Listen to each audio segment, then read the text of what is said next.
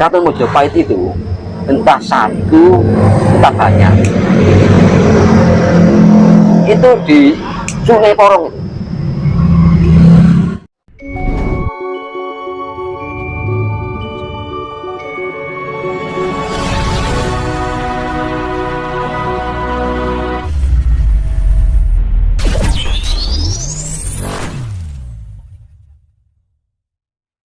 Ini kan tadi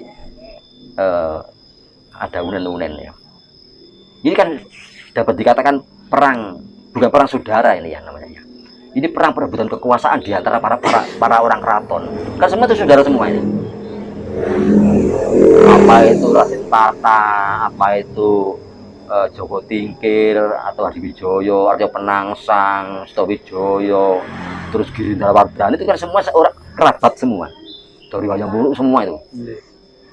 Dari Wayang Buruk, dari Padasa Negara, bahkan dari Wikramapradana ini. Nggak ada orang lain. Nah, ada unen-unen gini dulu itu. Kalau saya baca di buku kuno itu, pitik keloro, ono pitik loro, keloro jero guwa. Dumadaan Jemedul Nogo toko tengah segoro. Mungkasane padha getune. Jadi mereka itu tarung itu akhirnya menyesal semua. Menyesal. Perang saudara menyesal. Karena yang menang tidak ada yang menang. Semua kalah. Yang menang londo. Itu maksudnya. Itu. Nah, cuma di sini nih kita itu biasa. Kalau wis ono musuh jobo kompak. Lek enggak ono musuh tukaran karepe dhewe. Itu kan biasa. Jadi bukan masalah agama ndak. Memang itu begitu kita ini. Lek ono musuh londo lek ae carane tukaran itu. Tapi demi ada musuh di luar dia kompak. Nah, ancaman dari luar ini akhirnya dipelajari. Ada intelijen kita mempelajari bahwa kita sudah mulai akan digempur. Karena menggemburnya para pasukan dari Eropa itu tidak main-main. Itu antara hidup dan mati. Eropa sudah kekeringan, sudah apa namanya itu, krisis ya. Krisis pada waktu itu sudah mulai ingin melakukan reformasi kan, di segala bidang, menemukan pengetahuan untuk meningkatkan produksi dan sebagainya itu, tapi tidak ada biaya. Jangankan untuk penelitian, untuk makannya tidak ada. Sehingga berangkat perang itu, berangkat ke sini itu ya hidup dan mati. Kalau gagal baik mati di jalan. Jadi kita sudah merasa bahwa kita mau dihancurkan. Nah, disitulah kita ada kesepakatan untuk menyembunyikan barang, menenggelamkan apa milik kita. Nah, terutama ya barang berharga. Barang berharga. Jadi emas, perak, berlian itu kan disebutkan bahwa semua keraton Mojopahit itu kan dilapisi emas. Mbah Gatot, kalau misalnya ada perspektif lain yang mengatakan bahwa sebenarnya Keraton Majapahit atau Kerajaan Majapahit itu muksa, nah itu berarti Mbah Gatot tidak sepakat ya? Tidak ada sepakat, ya. Iya. Bapak ada terusnya nanti ini ya. Terusnya begini. Nah, ada penyembunyian harta dan ilmu pengetahuan. Kalau menurut catatan itu ilmu pengetahuan disimpan di Bali, harta yang berbentuk emas dan sebagainya itu disimpan di wilayah timur Pulau Jawa. Jadi tidak bisa menyelamatkan bangunan, tidak bisa. Tidak bisa. Nah, ini akhirnya ketahuan juga. Tadi kan sudah saya terangkan kalau ini ya, Perang Trunojoyo itu ketahuan kita. Kalau kita punya simpanan. Nah, menyembunyikan di kesepakatan semuanya, rukun saya. Demikian mau diserang kita rukun, kompak. Bisa, apa ada aturan mana kali itu? Kita rukun.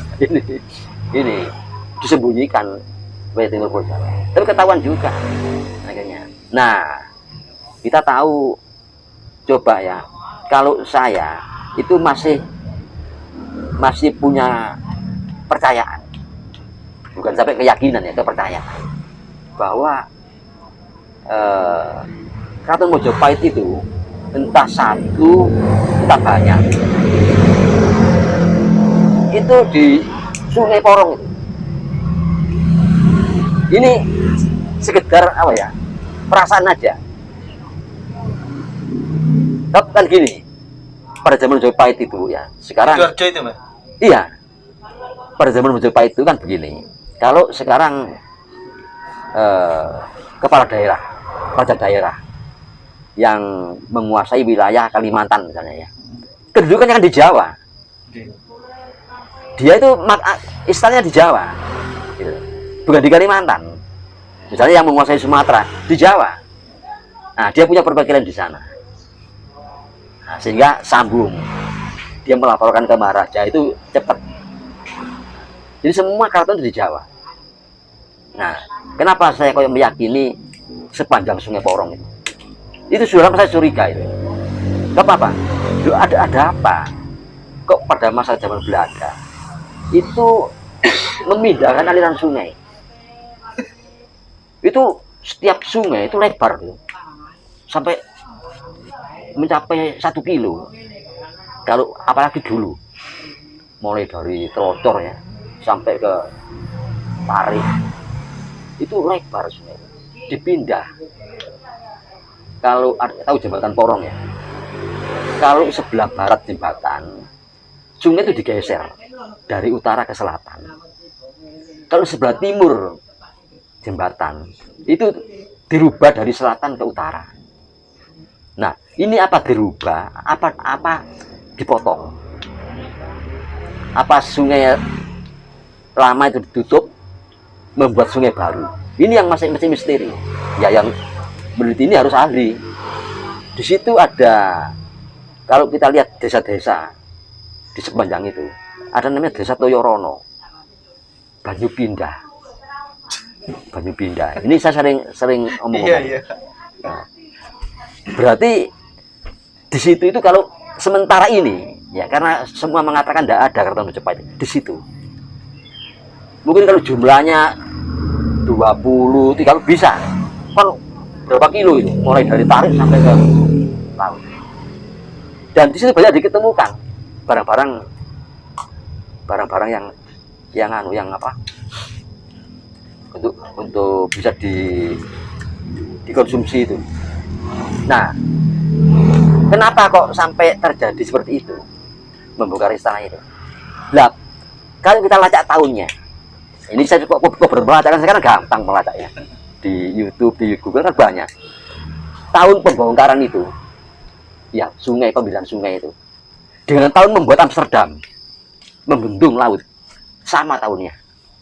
Coba, ayo, saya cari itu, tahun berapa Amsterdam itu dibangun? Membentuk laut berapa kilo? Belum ada semen waktu itu.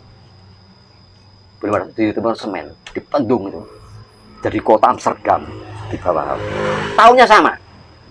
Jadi tidak mustahil batu-batu merah diambil semua untuk cor itu. Karena ada semen.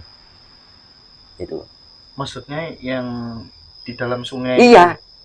Sampai dibongkar keratonnya sampai ke pondasinya. Caranya pondasi dibongkar, dikasih air, aliran air sampai ke dua alam. Apa dapat pondasinya? Berarti Belanda otaknya ya? Iya, tahunnya sama. Itu yang aneh, saya tidak menuduh ya.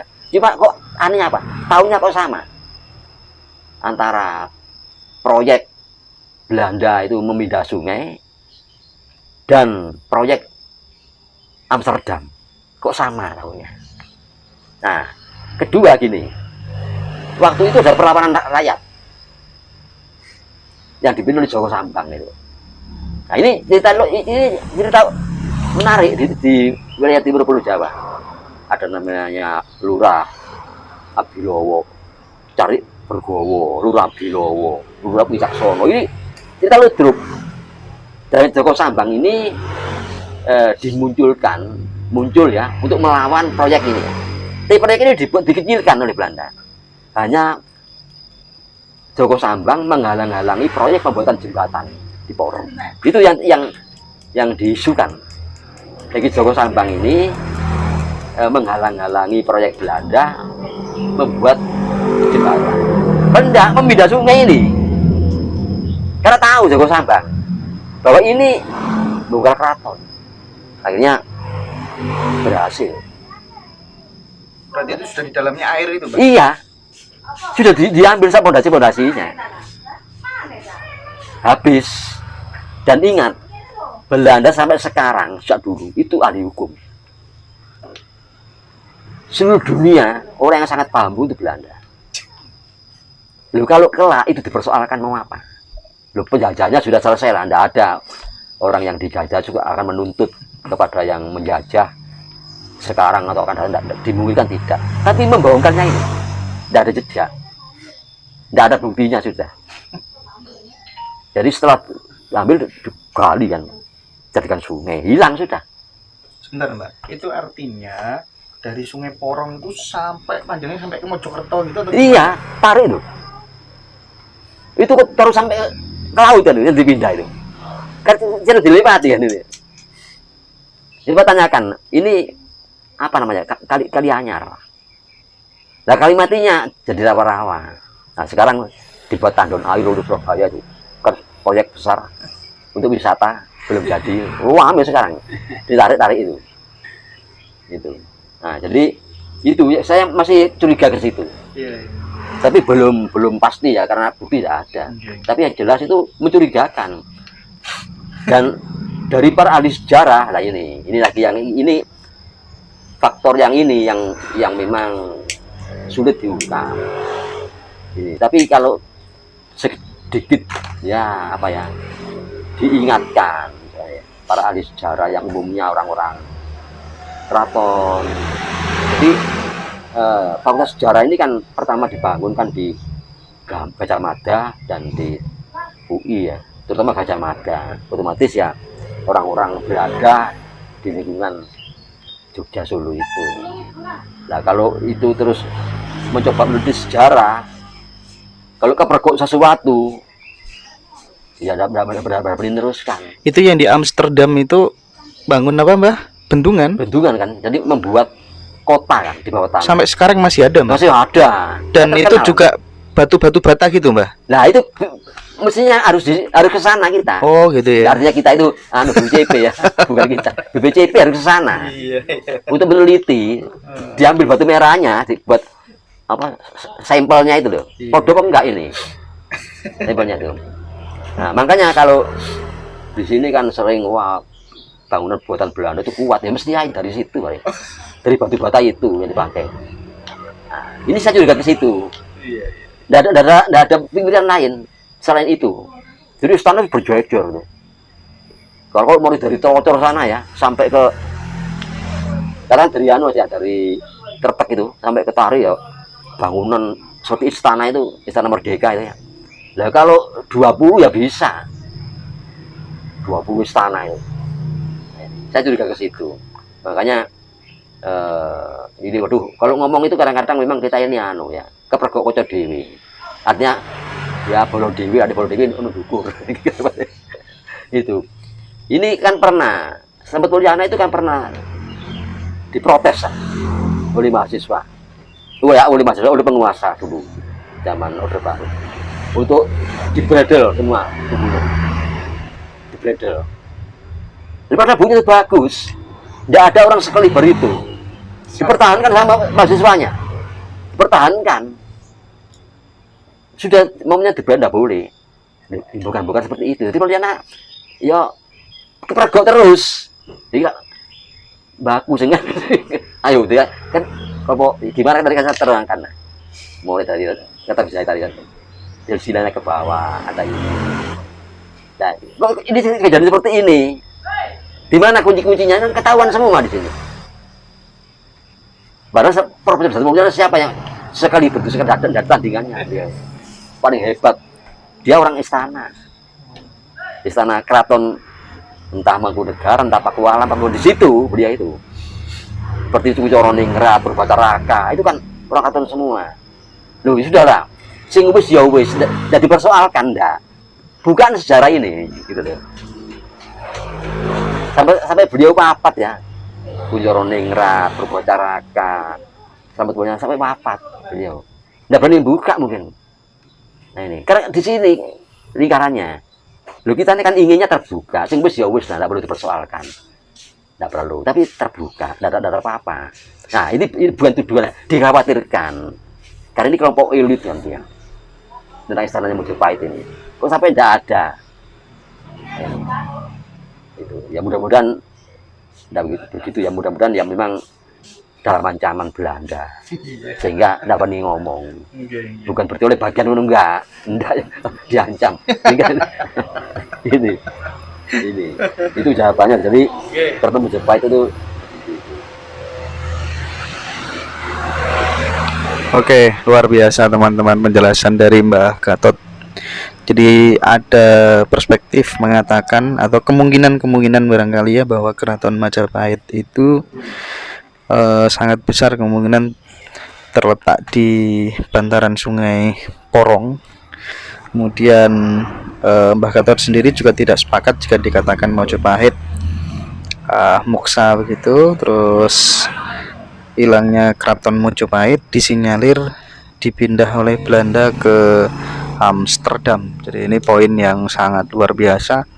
Mudah-mudahan bermanfaat buat kita semuanya.